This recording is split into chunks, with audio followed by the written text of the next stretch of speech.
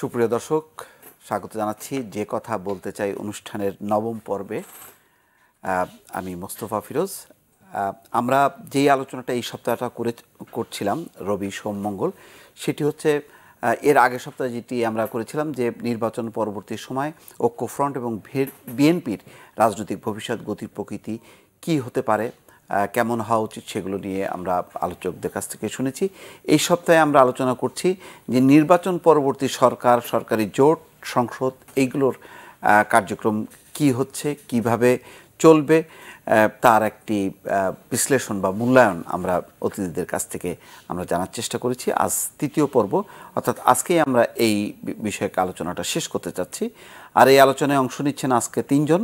আমি পরিচয় করে দিচ্ছি একে একে। আমার বাম প্রান্তে আছেন শ্যামল দত্ত, সম্পাদক দৈনিক ভোরের কাগজ। তার পাশে আছেন ডক্টর ফরিদ উদ্দিন ফরিদ, চেয়ারম্যান বাংলাদেশ মানবাধিকার কাউন্সিল। এবং তার পাশে আছেন doctor Sinha M A Saeed, columnist ও রাজনৈতিক বিশ্লেষক। এবং তার আরেকটি পরিচয় আছে চেয়ারম্যান লিডারশিপ স্টাডিজ ফাউন্ডেশন। স্বাগত জানাচ্ছি তিনজনকে। দর্শক, আপনারাও আমাদের এই আলোচনায় যুক্ত হতে পারেন এবং অবশ্যই যে আলোচ্য বিষয়ে সুনির্দিষ্ট প্রশ্ন বা ছোটো করে যদি মতামত দেন আমরা খুশি হব। আমরা আলোচনা শুরু করি। আমরা দেখি যে সরকার কার্যক্রম শুরু করতে না করতেই, যেমন আজকেই সিটি কর্পোরেশন উত্তর সিটি যেটা স্থগিত ছিল সেটি আবার চালু হতে যাচ্ছে। সামনে উপজেলা নির্বাচন, এদিকে ডাকসু নির্বাচন, যদিও ডাকসু নির্বাচন আবার এই আরেকটি বিষয়। এইসব নির্বাচনের মধ্য দিয়ে কি যে নির্বাচনের নিয়ে যে একটা যে পরিস্থিতিটা বা যে ফলাফল, সেটি কি উত্তরণ ঘটানো বা সব পক্ষকে নির্বাচনের মধ্য দিয়ে আনার একটা উদ্যোগ কিনা? শ্যামল দত্ত। আমার ঠিক সেটা মনে হয় না, তবে আমার ধারণা এটি সত্য হতেও পারে, নাও হতে পারে। সেটি হচ্ছে এই পুরো প্রক্রিয়াটি হচ্ছে বিগত যে নির্বাচনটি হয়ে গেল সেখান থেকে দৃষ্টিটা একটু অন্যদিকে ফেরানো এটা হতে পারে। আমার ধারণা এটি, যারা হয়তো সরকারের স্ট্র্যাটেজি ঠিক করেন তারাই হয়তো এইদিকে পুরো বিষয়টা কথা। তবে এটা ঠিক যে আজকে একটু আগে উত্তর সিটি কর্পোরেশনের তফসিল ঘোষিত হয়েছে 28 ফেব্রুয়ারি নির্বাচন। এই নির্বাচনটি অনেকদিন পেন্ডিং ছিল, হাইকোর্টের অর্ডারেই স্টে অর্ডার ছিল। এখন সেটি আদালত যেহেতু এটাকে এটাকে উন্মুক্ত করে দিয়েছেন, সেটি নির্বাচনটি হচ্ছে। উপজেলাটা আমি মনে করি খুবই গুরুত্বপূর্ণ। এটা তো শুধুমাত্র ঢাকার একটি, তাও অর্ধেকাংশের নির্বাচন। কারণ উপজেলাতে যেটি হবে যে আমার ধারণা যে সকল দলের অংশগ্রহণ আরেকটা নির্বাচন, বড় নির্বাচন বেশ। তো সেখানে সব দল অংশ নেবে কি নেবে না, অলরেডি এটা নিয়ে একটা বিতর্ক তো আছেই। বিএনপি বারবার বলে আসছে, কালকেও বললো দেখলাম লালমনিরহাটে, যে এই সরকারের অধীনে তারা আর কোনো নির্বাচনে অংশ নেবে না। সেটা কি স্থানীয় পর্যায়ে, সেটা স্থানীয় পর্যায়ে পড়বে কিনা এটা নিয়ে, কারণ আগে তো বিএনপি একটা অবস্থান ছিল যে তারা কিন্তু বর্জন করেও কিন্তু তার পরপরই যে না, তারা স্থানীয় নির্বাচন এর মধ্যে না, স্থানীয় নির্বাচনগুলোকে তারা মূল নির্বাচনের বাইরে রেখেছিল। কিন্তু এবার তাদের অবস্থানটা কি হবে এটা এখনো স্পষ্ট না। তবে এই মুহূর্তে বিএনপি নির্বাচনের চাইতেও বড় অনেক বিষয় নিয়ে তারা কিন্তু ঘুরপাক খাচ্ছে। তার মধ্যে একটি বড় বিষয়, দলের অবস্থাটা খুবই নাজুক এবং নড়বড়ে, এবং যে জোটটি করেছিল ঐক্যফ্রন্টের সঙ্গে সেটিও খুব একটা ফাংশনাল হয়নি। ফলে এই সমস্ত বিষয় নিয়ে তারা অত্যন্ত নাজুক অবস্থায় আছে, এবং সেটি এক ধরনের এই নির্বাচনটাকে আবার অন্য একটা মাত্রা দেবে আর কি। আর যেটি আপনি বললেন যে আমার ধারণা যে এই উপজেলার যদি তফসিল ঘোষিত হয় তাহলে কিন্তু বাংলাদেশের আবার রাজনীতির চেহারাটা আবার পাল্টে যাবে। কারণ তৃণমূলে নতুন করে একটা ইলেকশন উত্তেজনা তৈরি হবে, এবং এটার জন্য অনেকেই অপেক্ষা করে আছে। আর এমপি সাহেবরা চাইবেন তাদের নিজস্ব লোক উপজেলাতে আসুক, মনোনয়ন যারা বঞ্চিত হয়েছিল সেটা একটা আছে। কারণ অনেক উপজেলা চেয়ারম্যান এবার এমপি ইলেকশন করার আগ্রহী ছিল, কিন্তু তাদেরকে বলা হয়েছিল এটি রেখে করা যাবে না, শেষ পর্যন্ত আদালত পর্যন্ত আদালত থেকে নির্দেশনা আসলে করা যাবে না। ফলে সেটিও একটা ব্যাপার আছে। অন্যদিকে আরেকটি বিষয় যে আমার মনে হয় যেটি খুবই গুরুত্বপূর্ণ, সেটি হচ্ছে স্থানীয় সরকার নির্বাচন। আসলে সত্যিকার অর্থে বলতে কি, আমরা তো স্থানীয় সরকারকে সেই বস্তে কার্যকর কোনো পদক্ষেপ করিনি। এটাকে উপজেলা যেটি নির্বাচন হবে, এখানে আবার আমরা একটা নিয়ম করে দিয়েছি যে এমপি হবেন এখানকার প্রধান উপদেষ্টা, এবং তার ইয়ে ছাড়া কাজ হবে না কোনো। ফলে সে অর্থে এটা নন ফাংশনাল স্থানীয় সরকার হিসেবে রয়ে গেছে। এটা খুবই গুরুত্বপূর্ণ। যদি আমরা সত্যিকারের স্থানীয় সরকার চাই, তাহলে কিন্তু ইন্ডিপেন্ডেন্ট একটা বডি হিসেবে এটাকে কাজ করতে দিতে হবে।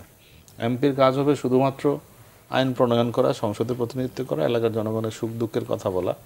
কিন্তু আপনি এই যে স্থানীয় উন্নয়নের যা যা প্রকল্প যাবে সবই এমপির নামে হওয়া, এখান থেকে আমাদের বেরিয়ে এসে উপজেলাটাকে যদি আমরা সত্যিকারের আপনার একটা কার্যকর সংগঠন হিসেবে করি, স্থানীয় সরকার সংগঠন হিসেবে গড়ে তুলতে পারি, তাহলে আমাদের উপকার হবে। এখানে কয়েকটি জিনিস খুব গুরুত্বপূর্ণ আছে উপজেলায়। একটি হচ্ছে সেখানে বাধ্যতামূলকভাবে নারী প্রতিনিধিত্ব আছে, যেটা খুবই ইম্পর্টেন্ট। এবং আমাদের তৃণমূলে যে নারী নেতৃত্ব বেরিয়ে আসে এখান থেকে, যেমন ধরুন ভাইস চেয়ারম্যানে একজন মাস্ট থাকতে হয় নারী, তাহলে আপনি চিন্তা করে দেখেন 460টি উপজেলায় 460 জন নারী নেতৃত্ব বেরিয়ে আসছে। এবং আরও অনেক ইচ্ছে করলে আরও অন্যরা অনেক উপজেলা চেয়ারম্যান নারীও আছে। তো ফলে এই জায়গাতে এই গুরুত্বপূর্ণ একটি কিন্তু সংগঠন উপজেলা। যদিও সেই উপজেলা নিয়ে আমরা কার্যকরভাবে খুব একটা সিরিয়াসলি কাজ করেছে সেরকম মনে হয় না। আমার ধারণা যে এই বিষয়গুলো চিন্তা করা খুব দরকার। জি ডক্টর ফরিদ, আমি অন্য প্রসঙ্গে আপনাকে প্রশ্ন করতে চাই। সেটা হলো যে নতুন সরকারের নতুন মন্ত্রিসভা, বেশ কিছু চ্যালেঞ্জ, তার মধ্যে অন্যতম ছিল তাদের নির্বাচন ইশতেহারে যে দুর্নীতিকে জিরো টলারেন্সে নিয়ে আসা। আরও কিছু বিতর্ক আছে, মানবাধিকার প্রশ্ন আছে, অন্যান্য বিষয়গুলো আছে। তো এই যে নতুন সরকারের নতুন মন্ত্রিসভা, নতুন সরকার পক্ষে যে এই, এবং তাদের যে এক ধরনের একচেটিয়া পরিস্থিতি যেখানে শরিকরা কেউ নেই, এই পরিস্থিতিটা কি এই মন্ত্রিসভাকে দিয়ে কি তার যে লক্ষ্য, যে চ্যালেঞ্জগুলো, সেটাকেই মেটানো সম্ভব হবে, না নানান রকম শরিকরা না থাকা, আমলাতন্ত্রের বাধা, সেগুলোর কারণে বাধাগ্রস্ত হবে? আপনার কাছে কি মনে হয়? ধন্যবাদ আপনাকে। বর্তমান যে মন্ত্রী পরিষদ, এটা অবশ্যই আপনি জানেন যে এখানে মাননীয় প্রধানমন্ত্রী অনেকটুকু সংস্কার করেই মন্ত্রী পরিষদটা গঠন করেছেন। উনি অবশ্য গতকালকেও মন্ত্রী পরিষদের একটা অনির্ধারিত সভায় অনেক মন্ত্রীকে তিনি একটা আওয়াজ দিয়েছেন, বলছেন যে কোনো প্রকার অনিয়ম, দুর্নীতি, কোনো রকম সততার সাথে কাজ করে। গতকাল ছিল এটা প্রথম মন্ত্রিসভার প্রথম বৈঠকে। এখন আসলে জাতি প্রত্যাশা করে দেখার বিষয় যে আসলে তারা কতটুকু এই বিষয়টা কার্যকরী পদক্ষেপ গ্রহণ করতে পারবে, কতটুকু তারা দুর্নীতি থেকে ধরেন আপনার দূরে থাকবে, অনিয়ম থেকে দূরে থাকবে, অপশাসন থেকে বা প্রতিপক্ষকে আপনার মনে করেন নির্যাতন নিপীড়ন থেকে দূরে থাকবে, সেটা হলো আসলে মূলত প্রশ্ন। আর মানবাধিকারের যে কথাটা আপনি বলছেন, যে মূলত ভোটাধিকারের মাধ্যমে, ভোটাধিকার প্রয়োগের মাধ্যমে মানবাধিকারের সূচনাটা কিন্তু সৃষ্টি হয়। আজকে আমরা যেটা ধরেন একাদশ জাতীয় সংসদ নির্বাচন যেটা আমরা দেখলাম, যে এটা নিয়েও কিন্তু আপনার এই নির্বাচনটা নিয়েও কিন্তু আপনার বিভিন্ন প্রশ্ন, বিভিন্ন মতভেদ, বিভিন্ন মন্তব্য, অভিযোগ আছে। কিন্তু আমরা দেখলাম না যে আপনার যেভাবে ইলেকশনটা আসলে করা দরকার ছিল, আপনার প্রতিপক্ষ, বর্তমান সরকারের প্রতিপক্ষকে, নিশ্চয় প্রতিপক্ষ যারা ছিল তারা কিন্তু ভোটের মাঠে কিন্তু ছিল না, তারা কিন্তু ভোটের মাঠে তাদেরকে কিন্তু পাওয়া যায়নি। এটা যেটা শ্যামল দাদা যেটা বলছেন যে আসলে তাদেরও যে সাংগঠনিক যে দুর্বলতা, তাদেরও যে সাংগঠনিক যে শক্তি বা নির্বাচন করার জন্য তাদের যে ধরনের পরিকল্পনা, প্রস্তুতি যেরকম থাকার দরকার ছিল, সেটাও কিন্তু তারা মূলত আসলে জনসম্মুখে সেটা কিন্তু প্রমাণ করতে পারে নাই।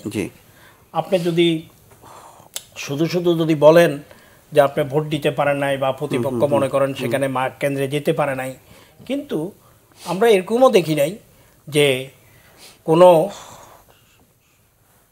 বিএনপির কোনো ক্যান্ডিডেট বা প্রতিপক্ষের কোনো ক্যান্ডিডেট যে আপনার ধরেন ওনার সাথে 200 লোক নিয়ে বা 50 জন লোক নিয়ে ভোট কেন্দ্রে ভোট দিতে গেছেন, সেখান থেকে কিন্তু ধরেন দাওয়া খেয়ে তিনি চলে আসছেন। অথবা যেটা আমাদের ডক্টর কামাল হোসেন বলছেন যে মানে ভোট শেষ না হওয়া পর্যন্ত কেন্দ্রে অবস্থান করার জন্য, পাহারা দেওয়ার জন্য, কিন্তু সেটাও কিন্তু আমরা কিন্তু লক্ষ্য করি নাই। তো এখন খালি মাঠে যা হওয়ার তাই হয়েছে। মানে আমার ব্যক্তিগত মতামতে আমি ভোটের বিষয়টাকে এরকম মনে করি।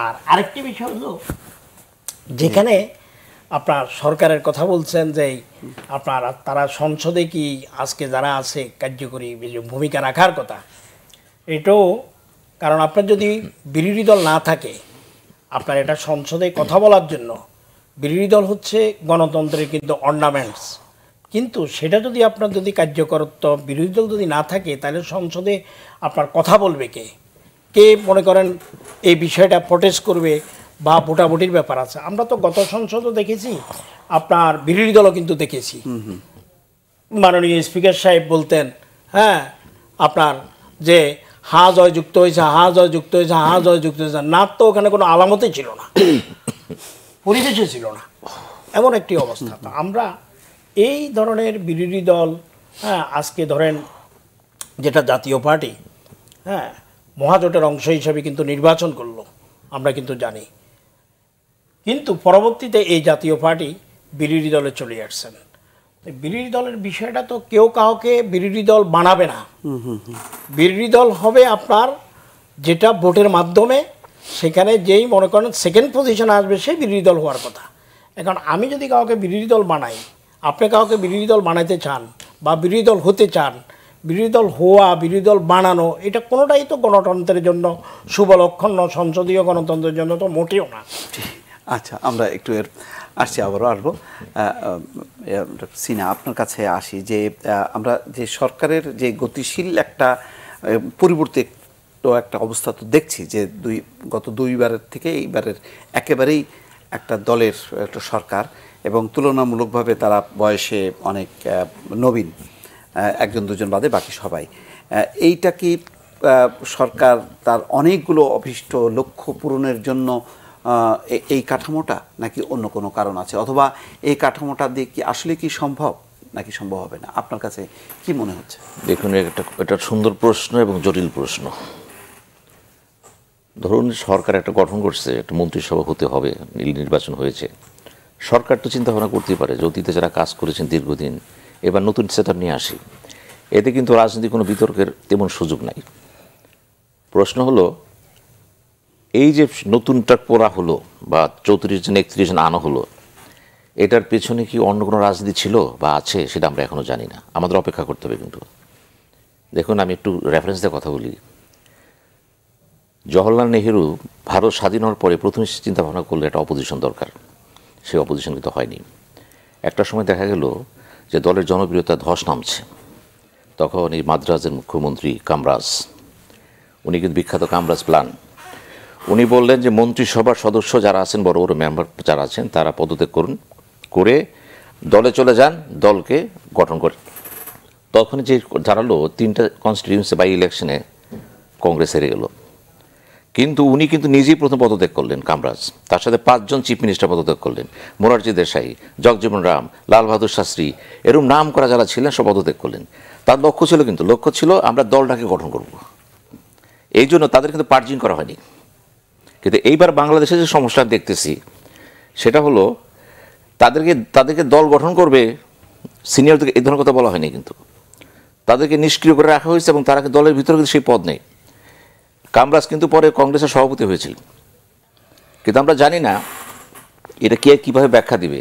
তা আমার কাছে যেন কেন মনে হয় যে প্রধানমন্ত্রীর কোনো সুপ্ত চিন্তাভাবনা এখানে আছে, যেটা আমরা ইন কোর্স অফ টাইম সামনেটা আমরা দেখব।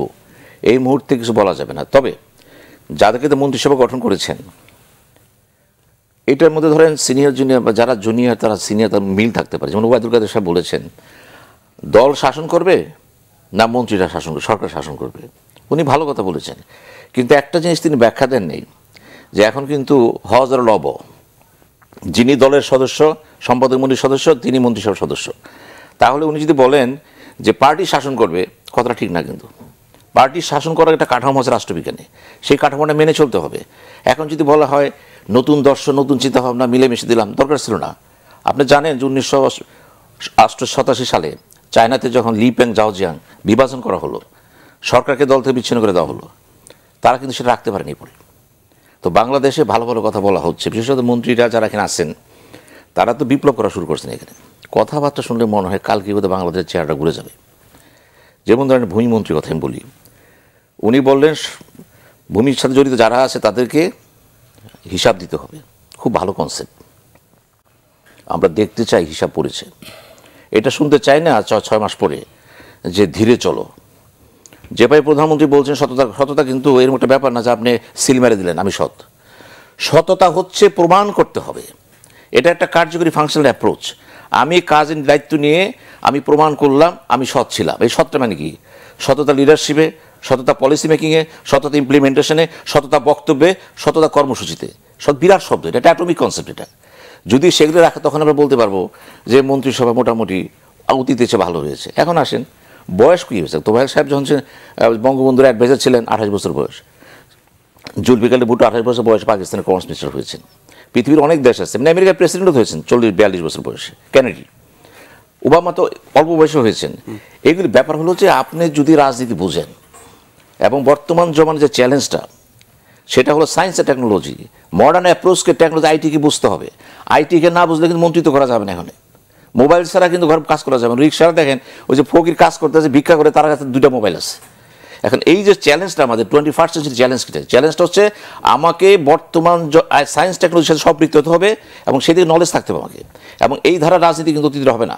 এখনকার দেখেন এখনকার মানুষ কি হচ্ছে, সবাইকে রাজনীতি কেউ করতে চায় না। কিন্তু রাজনীতি কথা শুনলে এখন মানুষ মনে করে দূরে থাকি।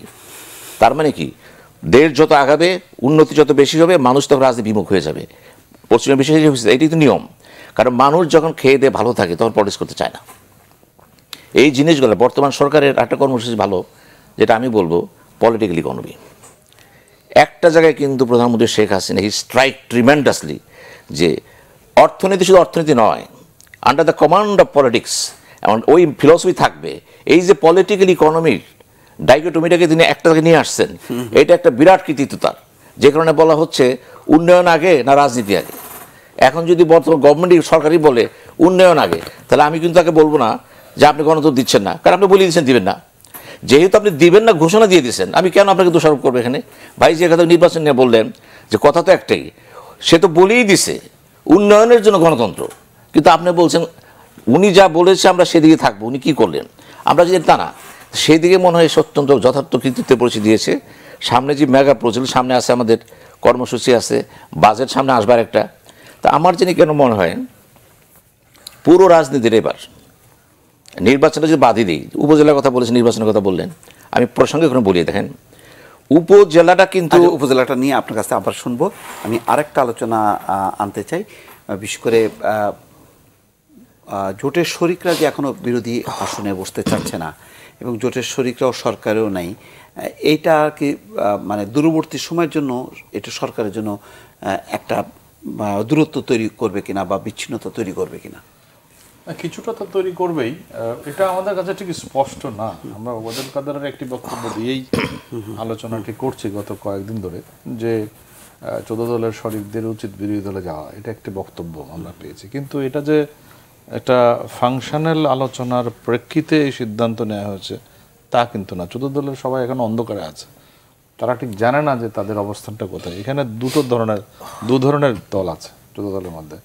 একটা হচ্ছে যারা নৌকা মার্কা নিয়ে আপনার নির্বাচন করেছে, যাদের নিবন্ধন নেই। আবার কিছু দল আছে যাদের নিবন্ধন আছে কিন্তু তারাও আবার নৌকা নিয়ে করেছে। আবার আর কিছু দল আছে যারা এর বাইরে নির্বাচনী অংশ নেয়নি।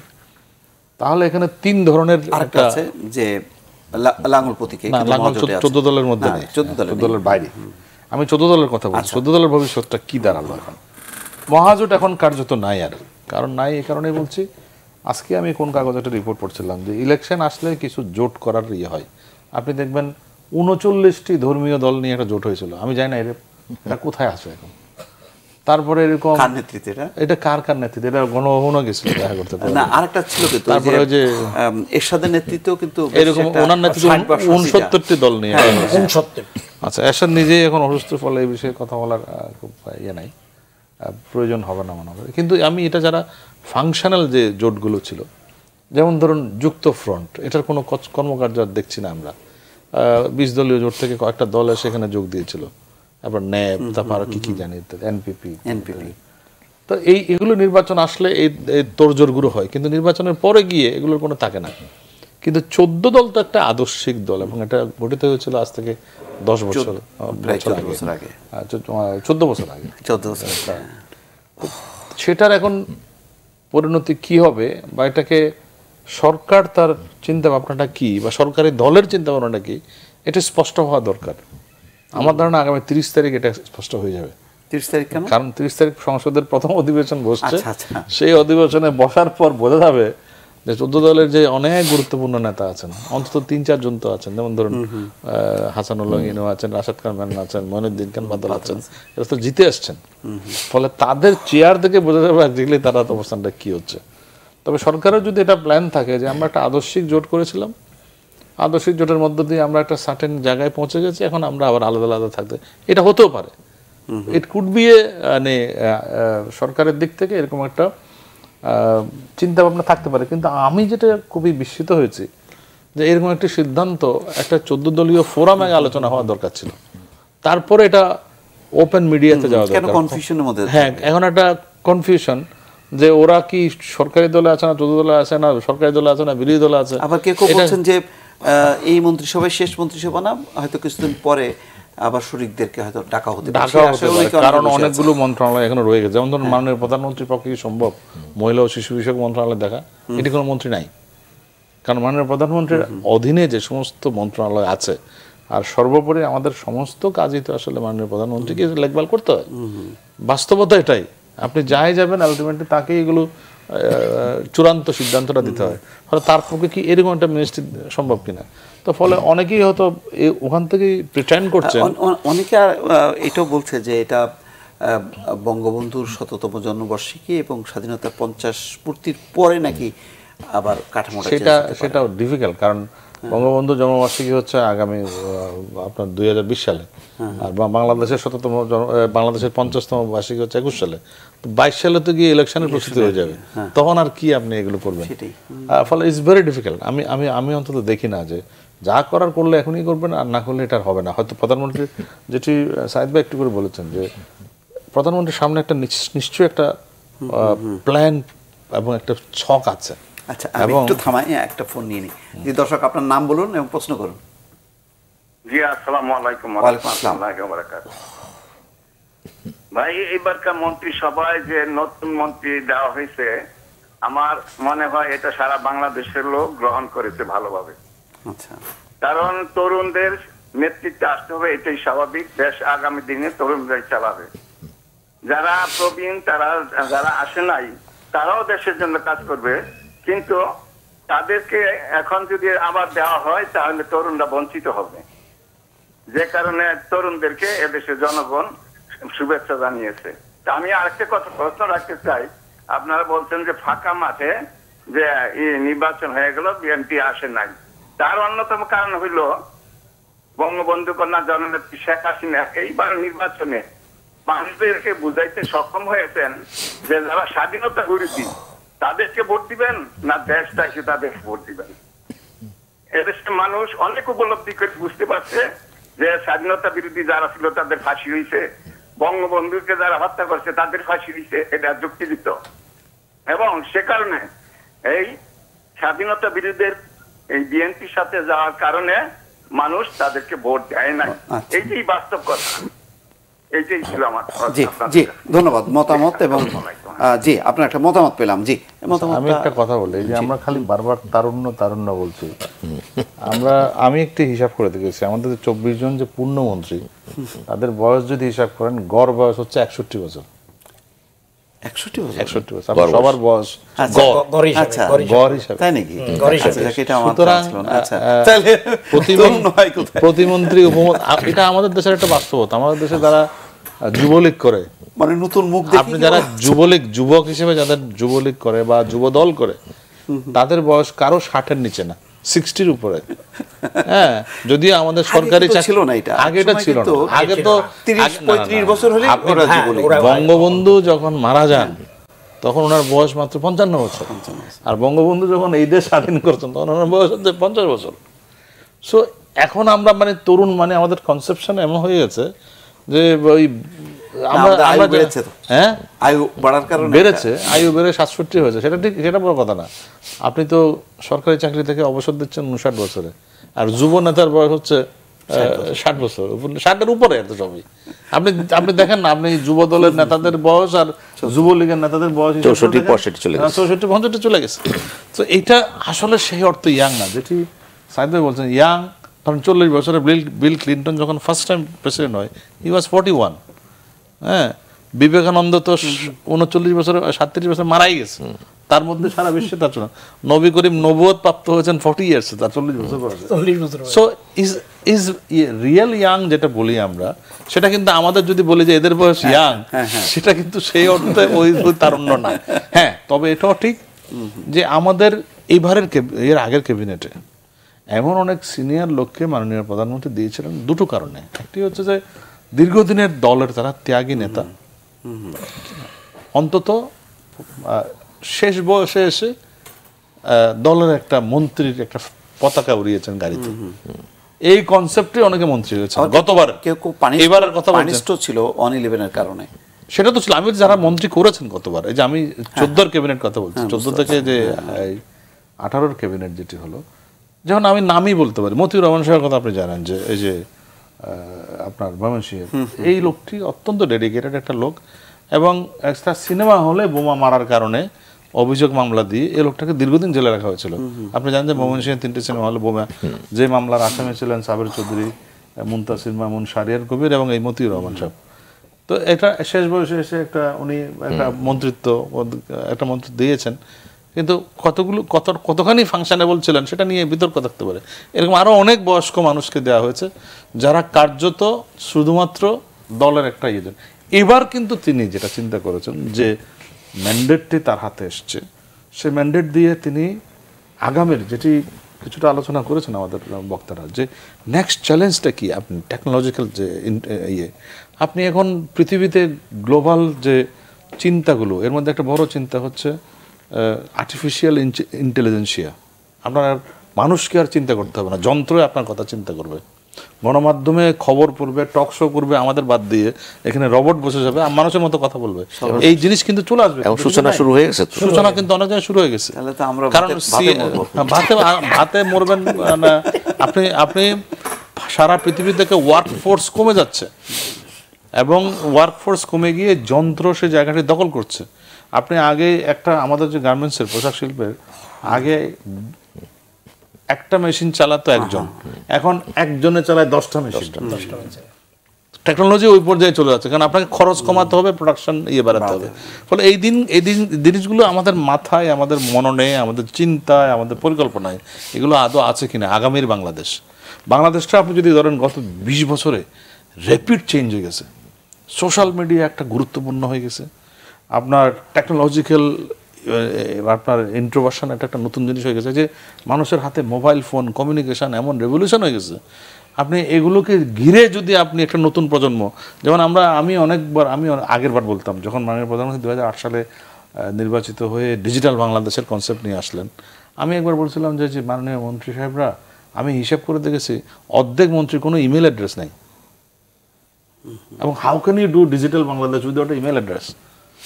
And you don't know how to use smartphone or smart জীবন। আপনার জীবনযাপনের মধ্যে স্মার্টনেস নেই। আপনার চন্দ্রবাবু নাইডু ছিলেন আপনার অন্ধ্রপ্রদেশের, তিনি প্রথম শুরু করলেন যে everybody have to use in the cabinet laptop. অর্ধেক লোক ল্যাপটপ ইউজ করতে জানে না, হাউ টু ইউজ ল্যাপটপ। এখন আমাদের এই ক্যাবিনেটও আপনি বলছেন আপনি আধুনিক বাংলাদেশের নতুন তরুণ যাই বলেন না কেন, অনেক লোকরা আমি দেখেছি খালি মোবাইল ফোনটা কথা বলার জন্য ব্যবহার করেন, আর কোনো এর মধ্য দিয়ে পুরো পৃথিবী যে আপনার সামনে উন্মুক্ত, you don't know it. So এই টেকনোলজি আপনি খালি বয়সে তরুণ হলে হবে না, চিন্তা তারুণ্য। অনেক বয়স্ক মানুষ আছেন যাদের চিন্তার মধ্যে তারুণ্য আছে, আবার অনেক ইয়াং লোক আছে যারা চিন্তার মধ্যে বার্ধক্য চলে আসছে। ফলে এখানে এটা গুরুত্বপূর্ণ খুবই। আপনি খালি বয়স দেখলে হবে না, আমাদের মন্ত্রী সাহেবরা, আমাদের জীবনযাত্রা, আমাদের চিন্তা, এই যে ঢাকা শহরে যেভাবে ট্রাফিক সিস্টেম বলেন, এটা কোনো শহরের মধ্যে হয়? যিনি এটি চিন্তা করবেন তিনি আধুনিক কিনা। তিনি পৃথিবীর সমস্ত বড় বড় শহর দেখেন, কিন্তু নিজ শহরে এসে আমরা তো এটা পালন করি না। সো এই আধুনিকতাটা আপনার পৃথিবীতে এখন কিন্তু বড় ধন্যতাটা কি জানেন? টাকা পয়সার ধন্যতা না, ধন্যতা হচ্ছে মেধা এবং মননের ধন্যতা। এই ধন্যতা যদি মেটাতে না পারেন আপনি কোনো কিছুই করতে পারবেন না। ধন্যবাদ। আসছি আপনাদের কাছে, একটা বিরতি নিয়ে। দর্শক সঙ্গেই থাকুন।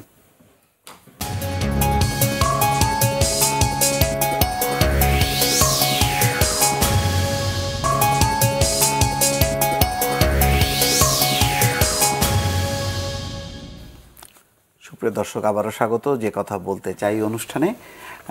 আমরা আলোচনা শুনছিলাম। ডক্টর ফরিদ, আপনার কাছে যে বিষয়টা এই পর্যায়ে আনতে চাই, যে সংসদের একটা কাঠামোটা নিয়েও একটা বিতর্ক আপনি কিছুটা বলছিলেন। এখন প্রধান বিরোধী দল জাতীয় পার্টির ভূমিকা আমরা গত সংসদে একটা ছিল যে তারা সরকারও আছে, বিরোধী অংশও আছে। সেটা নিয়ে একটা গত 5 বছর ধরেই একটা সমালোচনা ছিল। জাতীয় পার্টি নিজেও আভ্যন্তরীণভাবে তারা অনেকবার চেষ্টা করেছে। এরশাদ সাহেব নিজেও বলেছেন যে মন্ত্রিসভায় যারা আছে তারা যাতে বের হয়ে আসেন, একটা প্রকৃত বিরোধী। রওশন এরশাদও বলেছেন যে হয় তাদেরকে ছেড়ে দেন, নাই আমাদের সবাইকে নেন। এই ধরনের একটা পরিস্থিতির মধ্যে খুব কার্যকর একটা বিরোধী দল ছিল না।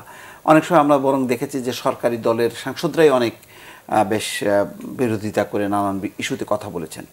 এইবার একেবারেই জাতীয় পার্টি পুরোপুরি বিরোধী দল, কিন্তু মহাজোটের আবার অংশ। সেই ক্ষেত্রে আবার শরিকদের বলা হচ্ছে যে বিরোধী দল। আর বিএনপি ঐক্যফ্রন্ট যাবে কি যাবে না, যেটা সত্যিকার অর্থে প্রকৃত বিরোধী দল, তাদের এখনও অনিশ্চিত। তারা একদম পরিষ্কার করেননি, এখনও পর্যন্ত বলছেন যে তারা এই সংসদে যাবেন না, এই সংসদ মানেন না। এই অবস্থায় কি তাহলে আমরা কি এত বড় একটা অংশগ্রহণমূলক নির্বাচন হওয়ার পরেও আমরা আসলে ওই কার্যকর যে সংসদ যে অর্থে সেটা পাচ্ছি না? না, আপনার আসলে যেটা সংকটটা থেকেই গেল। সংসদীয় গণতন্ত্রে যে বিষয়টা আমরা বলি, গণতন্ত্রের কথা যেটা এই বলছেন, যে শুধু আপনার উন্নয়ন, যদি আপনি লক্ষ্য করেন শুধু উন্নয়নের কথাই যদি আমরা বলি, তাইলে আপনার গণতন্ত্র কিন্তু পিছিয়ে পড়ছে। গণতন্ত্র সামনের দিকে কিন্তু আগাইতে পারছে না বা আসতে পারতেছে না। আপনি গণতন্ত্রকে কিন্তু আপনার চর্চা করতে হবে, এস্টাবলিশ করতে হবে। যেহেতু আমরা সংসদীয় গণতন্ত্রে বিশ্বাস করি, তো সেটা যদি আমরা সংসদীয় গণতন্ত্র যদি বিশ্বাস করি, যেটা আমি পূর্বে বলছিলাম যে কার্যকর ভূমিকা রাখার জন্য একটা বিরোধী দল প্রয়োজন। এখন আপনার জাতীয় পার্টির বিষয়টা কি বলবো, জাতীয় পার্টির বিষয়টা নিয়ে তো আপনার ধরেন সকলে এখন আপনার তামাশার মতো দেখে বিষয়টা। কারণ হোসেন মোহাম্মদ এরশাদ সকালে এক কথা বলেন, বিকালে আরেক কথা বলেন, একবার এক কথা বলেন। তিনি আপনি দেখছেন গত সংসদে আপনার মন্ত্রী পরিষদ থেকে তার মন্ত্রীদেরকে বেরিয়ে যাওয়ার জন্য উনি চিঠি পর্যন্ত দিয়েছেন, কিন্তু 2-1 মন্ত্রী কিন্তু উল্টা ওনাকে বলছেন যে উনি তো আপনার যে প্রধানমন্ত্রীর একটা যে পদে উনি আসীন আছেন, বিশেষ দূত, সেটা তো উনি আগে ছাড়েন নাই। এখন ঘটনাটা এরকম হয়েছে যে আমি যদি আপনাকে নামাজ পড়তে বলি, নিশ্চয় আমিও নামাজি হইতে হবে। আমি নামাজ পড়লাম না, আপনাকে বললাম তো চলেন নামাজ পড়ি। এখন হোসেন মোহাম্মদ এরশাদ নিজেই আপনার হলো বিশেষ দূতের পদ কিন্তু না ছাইরা উনি তখন আপনার মন্ত্রীর যারা মন্ত্রিসভায় ছিলেন জাতীয় পার্টির, তাদেরকে বলছেন আপনার পদত্যাগ করার জন্য। আমরা গৃহপালিত বিরোধী দল হব না। একটা আসছি আপনার কাছে ফোন নিয়ে। জি দর্শক, আপনার নাম বলুন, প্রশ্ন করুন। ডাক্তার নুরুল ইসলাম বলছি। জি বলুন। আমার প্রশ্ন হলো, আজকে সংসদ গঠিত হচ্ছে, মন্ত্রিসভাও গঠিত হচ্ছে, সব ঠিক আছে, কিন্তু আমাদের কাছে একটা জিনিস আমরা মানে বোবা হয়ে গেছি। নির্বাচনের সময় দেখছি রাষ্ট্রের থেকে মানুষজন রাষ্ট্রেই সিলটিল বানাইয়া রাখতেছে, সব বাক্স করে রাখতেছে। সকালবেলা যারা ভোটার গেছে তাকে ভোট দিতে যোগ হয়। এটা আমার এলাকায় মানে সব সেন্টারগুলোতে ঘটছে। আমরা যখন নিজে ভোট দিতে গেছি তখন বলতেছে না আপনাদের ভোট দেওয়া লাগবে, দরকার যান।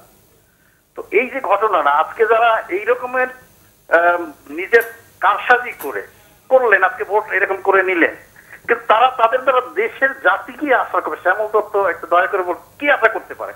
আপনার মরাল যদি নষ্ট হয়ে যায়, আপনি কি, আপনার কাছে আমরা কি আশা করবো? জি ধন্যবাদ।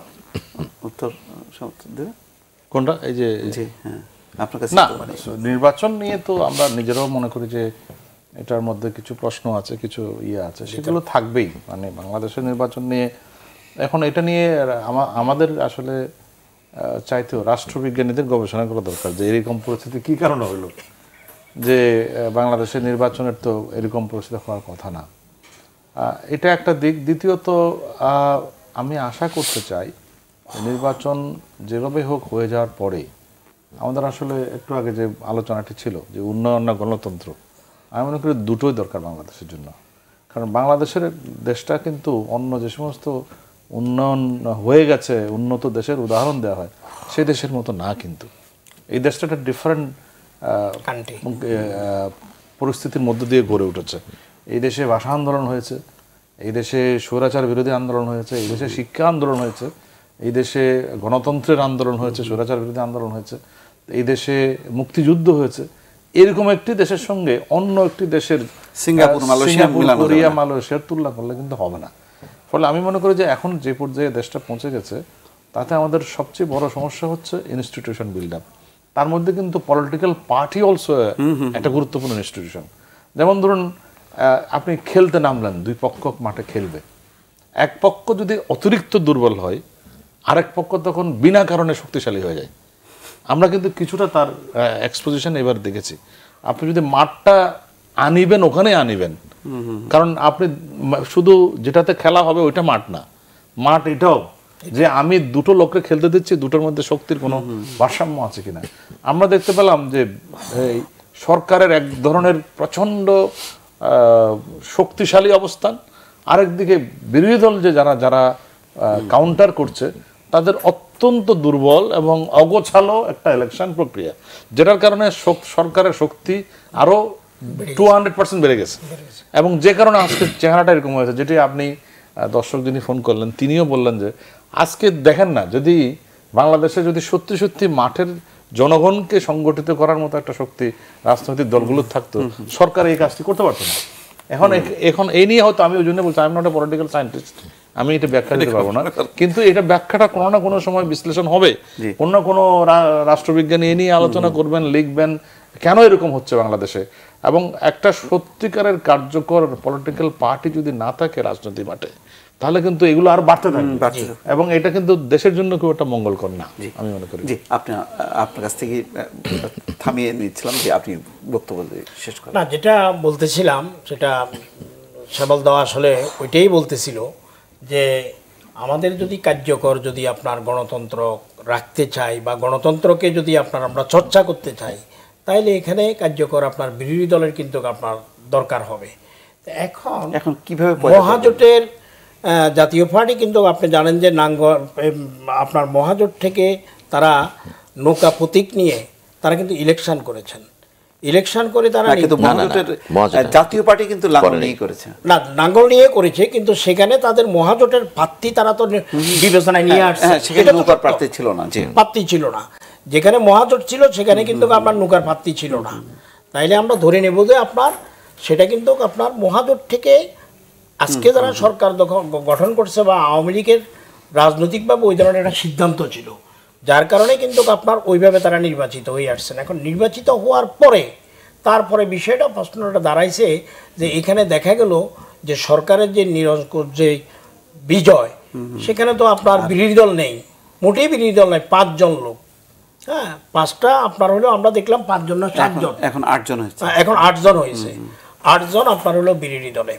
তো এটা আসলে গণতন্ত্রের জন্য কোনোভাবেই এটা শুভ কামনা নয়, এবং শুভ বলে আপনার আমি ব্যক্তিগতভাবে কিন্তু মনে করি না। কার্যকর বিরোধী দল, শক্তিশালী বিরোধী দল থাকা দরকার।